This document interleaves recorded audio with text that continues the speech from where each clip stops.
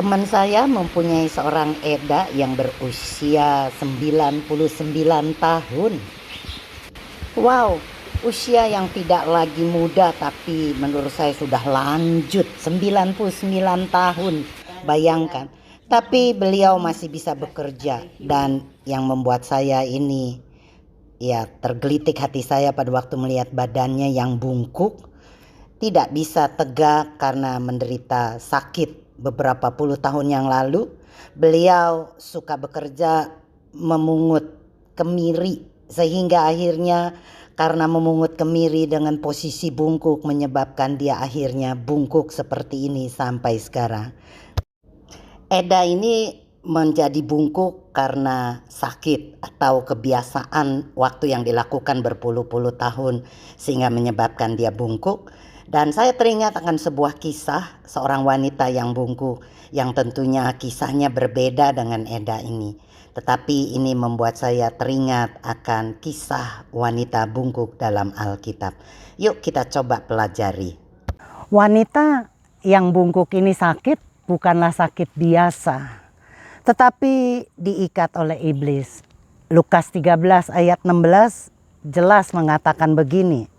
Dari terjemahan Alkitab yang lain bunyinya, perempuan ini yang sudah 18 tahun diikat oleh iblis harus dilepaskan oleh ikatannya itu karena ia adalah keturunan Abraham. Dikatakan jelas 18 tahun diikat oleh iblis. Jadi penyakitnya bukanlah penyakit biasa, penyakit bawaan atau mungkin satu waktu dia kedapatan sakit sehingga menyebabkan dia bungkuk. Tapi jelas wanita ini bungkuk karena diikat oleh iblis. Mungkin kita berkata kita tidak jadi seperti wanita yang bungkuk ini. Tapi berapa banyak di antara kita yang diikat oleh iblis tanpa kita sadari. Keterikatan kita misalnya saja kepada judi. Ya, betapa saya melihat orang-orang yang suka berjudi, ya, itu tidak bisa melepaskan ikatan judinya. Dia menjadi penjudi yang dari hari ke hari, bulan ke bulan, bahkan dari tahun ke tahun tidak bisa melepaskan diri karena keterikatan akan judi. Padahal mungkin uangnya sudah habis, kekayaannya pun sudah hilang karena dipakai untuk bermain judi. Sepertinya kesadarannya hilang, padahal dia tahu, menurut saya sih, dia sadar betapa dia menjadi jatuh miskin. Hutang menumpuk, ya, di mana pengeluaran dia karena judi itu begitu menyita kekayaannya sehingga membuat dia terpuruk. Kesadarannya tahu bahwa judi itu tidak baik, tapi untuk melepaskan judi dari hidupnya sangat tidak mudah. Begitu juga berapa banyak orang yang terikat dengan perzinahan. Perselingkuhan yang dilakukan yang membuat keluarga ini tidak lagi menjadi harmonis. Keributan, pertengkaran, bahkan perkelahian antara suami istri itu berkelanjut karena didapati pasangannya berselingkuh dan berzina. Kesadarannya menurut saya secara sadar, ya, hati nuraninya tahu banget kalau selingkuh dan zina itu tidak baik. Karena kerugiannya bukan saja kepada istrinya atau suaminya, ya, di mana pasangan mereka disakiti karena perselingkuhan dan perzinahannya, tetapi juga merugikan keluarganya termasuk anak-anaknya. Bagaimana perasaan anak-anaknya pada waktu orang tua ini ribut? Setiap hari yang didapati ayah dan ibunya, orang tuanya selalu bertengkar. Menjadikan mungkin anak-anak tidak betah di rumah. Sehingga mereka akhirnya keluyuran, pergi ke tempat-tempat lain untuk menghilangkan penat. Karena waktu mereka ada di rumah yang terdengar cuma suara keributan dan pertengkaran. Seseorang yang melakukan perzinahan atau perselingkuhan pasti sadar betapa perbuatannya itu menyakiti keluarganya. Tidak ada yang baik, tidak ada yang bagus dari setiap dosa yang dilakukan oleh perselingkuhan dan perzinahan.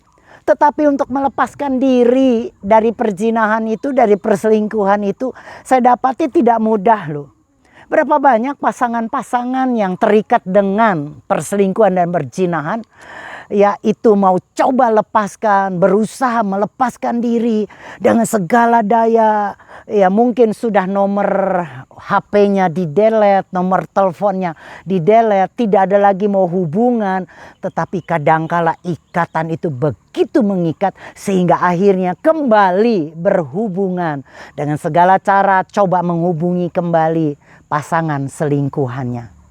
Kita bisa melihat teman-teman betapa ikatan-ikatan yang dibuat begitu mengikat.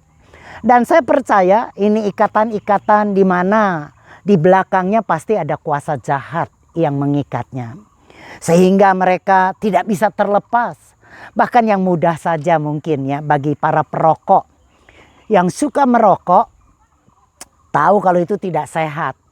Paru-parunya, kesehatannya tidak bagus. Ya karena merokok mungkin sudah sekian puluh tahun dan dia lagi mengalami penyakit yang orang bilang mungkin paru-paru basah, TBC, karena mungkin karena kehidupannya, karena merokoknya tidak berhenti seperti kereta api. Dia mau melepaskan itu karena bukan saja merusak kesehatan, juga menurut saya ya menghabiskan dana dan uang. Tapi coba lihat berapa banyak orang yang bisa terlepas dari rokok. Wah, saya temukan susah. Walaupun ada satu teman berkata, saya ingin berhenti Bu merokok, tidak mau lagi merokok.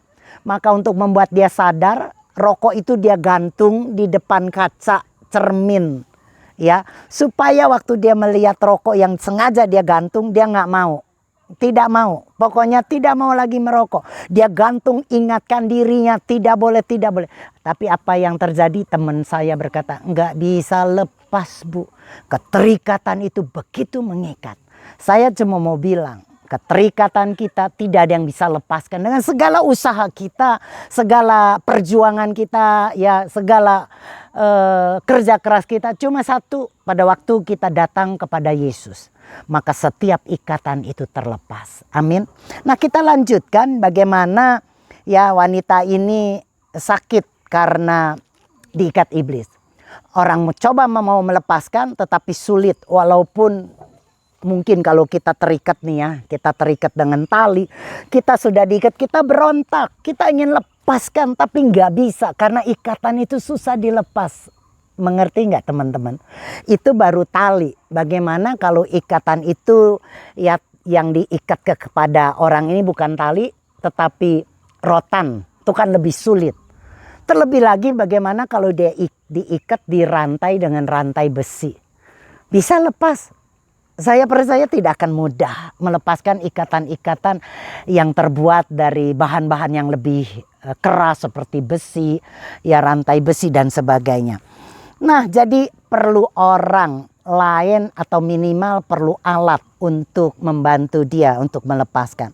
Nah, dikatakan iblis mengikat ini sampai bungkuk. Apa yang terjadi pada waktu orang bungkuk? Yang terlihat itu cuma tanah. Ya, yang dilihat cuma tanah, ya seperti begini Saudara, kalau saya ini bungkuk, maka yang terlihat cuma apa?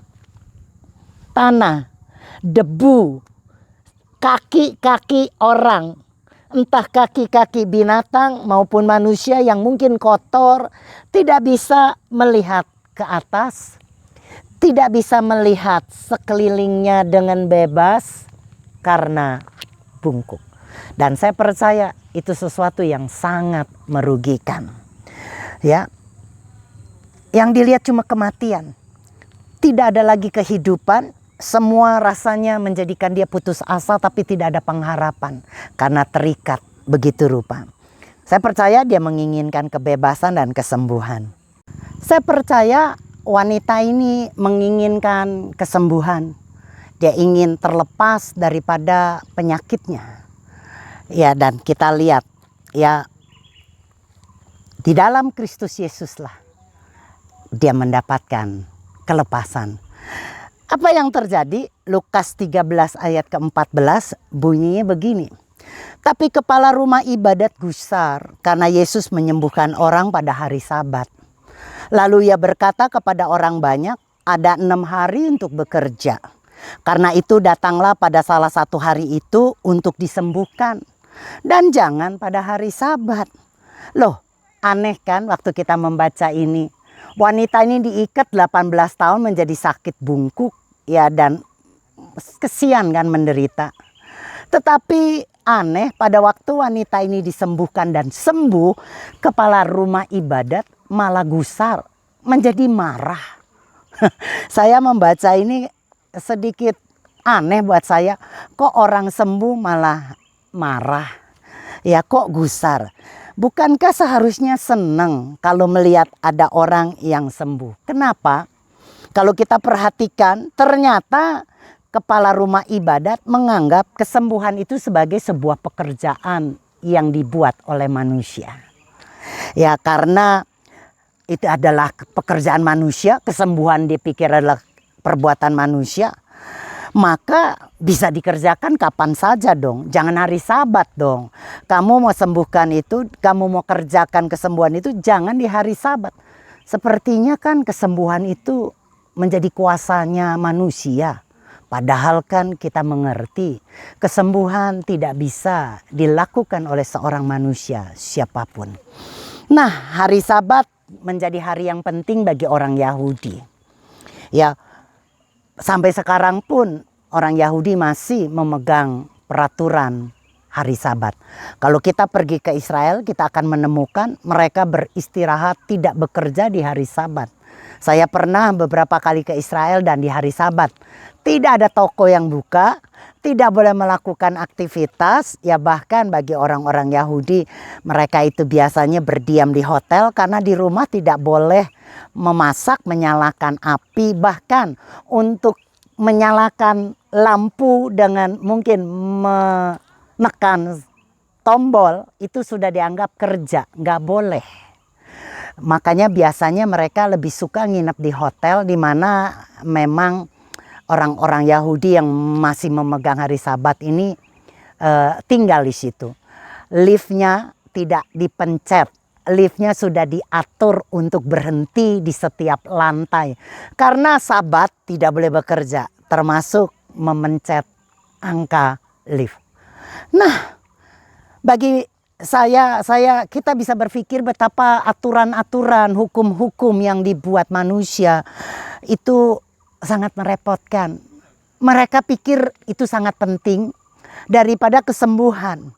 Ya, aturan-aturan lebih penting daripada jiwa manusia. Berapa banyak yang masih seperti itu?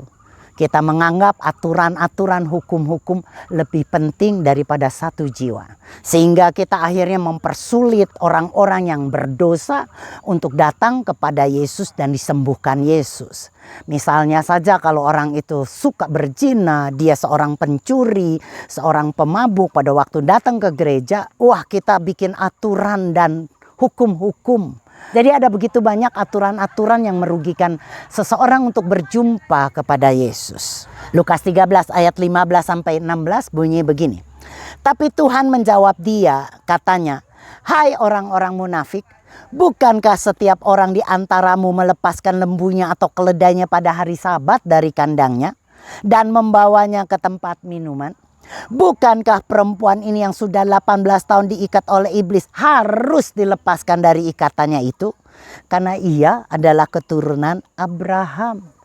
Bila manusia memandang hukum, aturan lebih penting dari jiwa, dan mereka menganggap kesembuhan adalah pekerjaan yang bisa dilakukan oleh manusia, maka Tuhan beda.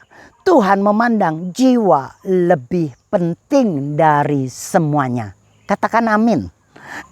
Dan menarik, waktu kita membaca Lukas 13 ini, di pasal ini ada kata dua harus. Ya, kepala rumah ibadat mengatakan di Lukas 13 ayat 14, namun sambil menanggapi, pemimpin sinagog yang telah menjadi marah karena Yesus telah menyembuhkan pada hari Sabat itu berkata kepada kerumunan orang itu, ada 6 hari yang di dalamnya orang seharusnya bekerja. Karena itu datanglah, biarlah disembuhkan pada hari-hari itu, jangan pada hari Sabat. Saudara perhatikan, ada kata seharusnya. Ada 6 hari di mana seharusnya orang bekerja. Tetapi Lukas 13 ayat yang ke-16-nya, Yesus berkata, bukankah perempuan ini yang sudah 18 tahun diikat oleh iblis harus dilepaskan dari ikatannya? Ada dua kata harus yang punya pengertian yang sangat berbeda. Kalau kepala rumah ibadat berkata kamu harus bekerja di hari Sabat, kamu harus menyembuhkan di hari Sabat. Tetapi Yesus berkata wanita ini harus dilepaskan, wanita ini harus disembuhkan. Kenapa? Karena ya fokusnya berbeda. Kalau kepala rumah ibadat fokusnya kepada pekerjaan manusia, tetapi Yesus fokusnya kepada jiwa.